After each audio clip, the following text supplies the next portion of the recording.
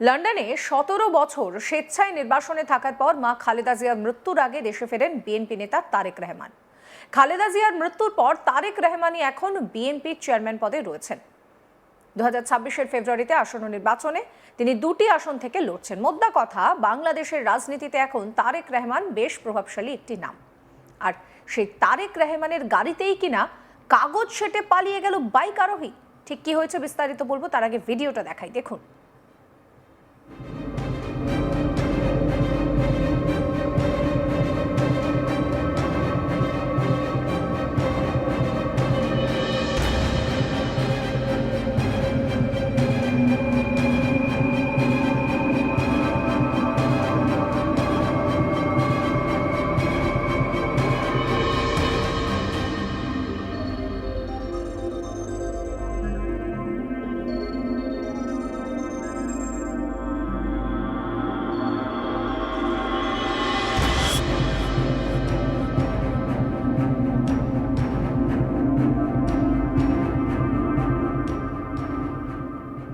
জানা গিয়েছে, বাংলাদেশের রাজধানী ঢাকার গুলশানে নিজের বুলেট প্রুফ গাড়িতে করে যাচ্ছিলেন তারেক রহমান। হঠাৎই তার কনভয়ের ভিতরে ঢুকে পড়ে একটি বাইক।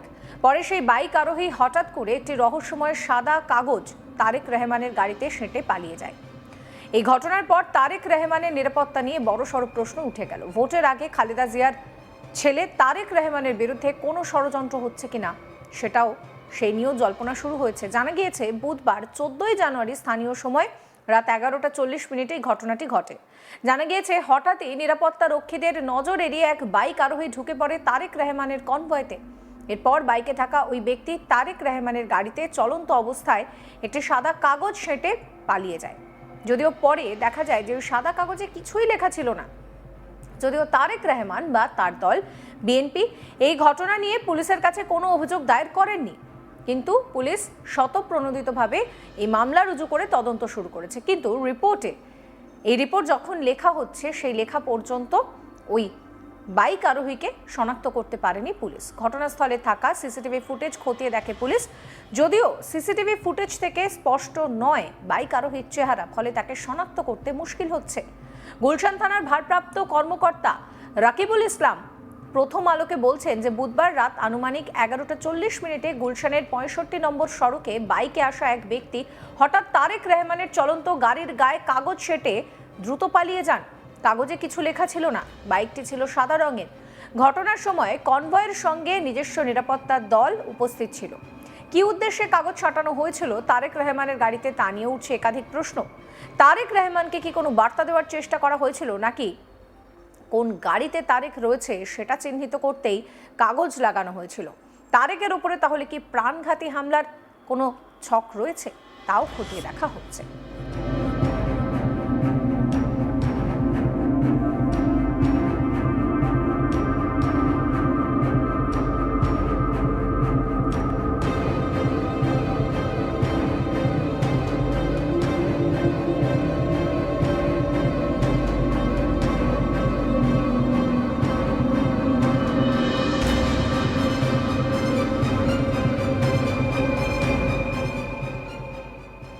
বাংলাদেশের প্রাক্তন প্রধানমন্ত্রী খালেদা জিয়ার মৃত্যুর পর প্রয়াত নেত্রী ছেলে তারেক রহমানের কাছে ভারতের প্রধানমন্ত্রী নরেন্দ্র মোদীর যে চিঠি, সেই চিঠি নিয়ে পৌঁছে গিয়েছিলেন ভারতের বিদেশমন্ত্রী এস জয়শঙ্কর। বেগম খালেদা জিয়ার মৃত্যুতে গভীরভাবে শোক প্রকাশ করা হয় তারেক রহমানের কাছে এবং তাকে সমবেদনাও ভারতের তরফ থেকে জানানো হয়। আপাত দৃষ্টিতে এই সাক্ষাৎকারকে নেহাতি সৌজন্যমূলক সাক্ষাৎকার বলে এস জয়শঙ্কর এবং তারেক রহমান দুজনে দাবি করলেও এই বৈঠক আগামী দিনে ভারত বাংলাদেশের সম্পর্কের বীজ বপন করবে বলেই মনে করছেন বিশেষজ্ঞরা।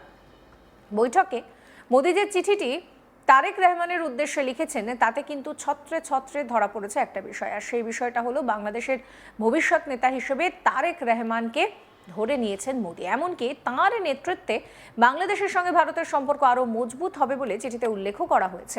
প্রসঙ্গত, এবার বাংলাদেশের দুটি আসনে সেখানে বিএনপির হয়ে লড়ছেন তারেক রহমান। বগুড়া 6 এবং ঢাকা 17 থেকে ভোটে লড়ছেন তারেক। এদিকে এস জয়শঙ্করের সঙ্গে বিএনপি নেতা তারেক রহমানের এই স্বল্প বৈঠকের পর থেকেই যেন সুর বদল করেছে বাংলাদেশের বিএনপির একদা জোট সঙ্গী জামাতে ইসলামের শীর্ষ নেতা শফিকুর রহমানকে একটি সভায় বলতে শোনা গিয়েছে যে আমরা ভালো হয়ে গিয়েছি, আমাদের একটা সুযোগ দেন। একবার ভাবুন, 2026-এর ফেব্রুয়ারিতে নির্বাচন আর তার আগেই এই ধরনের বক্তব্য। কি বলেছিলেন তিনি, শোনাবো। বাংলাদেশের জনগণের সাথে যে অন্যায় আচরণ করেছে, যে জুলুম করেছে, আমরা বিনা শর্তে মাপ চাই। একটিবারের জন্য আমাদেরকে আপনারা ক্ষমতায় দিন, আমরা ভালো হয়ে গেছি, এখন দেশের জন্য ভালো কিছু করতে চাই। অতীতের বস্তাপতা সমস্ত রাজনীতিকে পায়ের তলে ফেলে দিতে চাই। এই রাজনীতি বাংলাদেশে অচল। এই রাজনীতির পাহারাদারি যারা করতে পারবে তারা অচল মালে পরিণত হবে।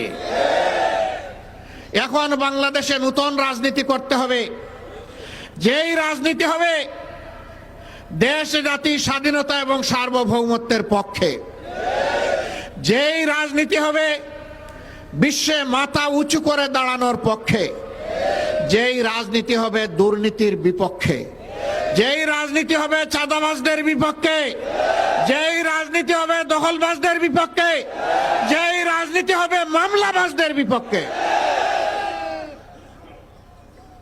যেই রাজনীতি হবে বিপক্ষে। সম্মানিত বন্ধুগণ, আমরা শান্তির এক টুকরা বাংলাদেশ চাই, এমন বাংলাদেশ চাই যেই বাংলাদেশের প্রাণ হবে যুব সমাজ। তারা জাতিকে ভুলে গিয়ে একটি পরিবার, গোষ্ঠী এবং সর্বোচ্চ একটা দলকেই তারা বাংলাদেশের মালিক এবং জমিদারে পরিণত করেছিলেন। বাকি সমস্ত মানুষকে তারা দাসত্বের শৃঙ্খলে আবদ্ধ করেছিলেন, বহুদলীয় গণতন্ত্র খতম করে দিয়েছিলেন, মিডিয়ার স্বাধীনতা কেড়ে নিয়েছিলেন, মানুষের বাঁচার অধিকার তারা কেড়ে নিয়েছিলেন, ভোটের অধিকারও তারা কেড়ে নিয়েছিলেন। এক কথায় নগর জীবনে, জনজীবনে মানুষ হিসেবে মানুষের যে সমস্ত মৌলিক মানবিক অধিকার আছে সবগুলা সেদিন দলিত মতিত হয়েছিল। আমাদের পুলিশ ছিল, সেনাবাহিনী ছিল, আধা সামরিক বাহিনী ছিল, সাহায্যকারী আনসার ছিল, কিন্তু দল, গোষ্ঠী, পরিবারকে রক্ষা করার জন্য সেদিন একটি জল্লাদ বাহিনী গঠন করা হয়েছিল, যার নাম ছিল রক্ষী বাহিনী। এই জল্লাদ বাহিনীর হাতে মানুষের জীবন, সম্পদ এবং ইজ্জতকে অবলীলায় তুলে দেয়া হয়েছিল। যখন যাকে ইচ্ছা তাকে খুন করা হয়েছে, এ মানুষগুলার সামান্যতম বিচার পাওয়ার কোনো অধিকার সেদিন ছিল না। মা বোনদের লুণ্ঠন করা হয়েছে। সম্ভ্রমশীল পরিবারের লোকেরা তাদের মেয়েদেরকে শিক্ষা প্রতিষ্ঠানে পাঠানো বন্ধ করে দিয়েছিল।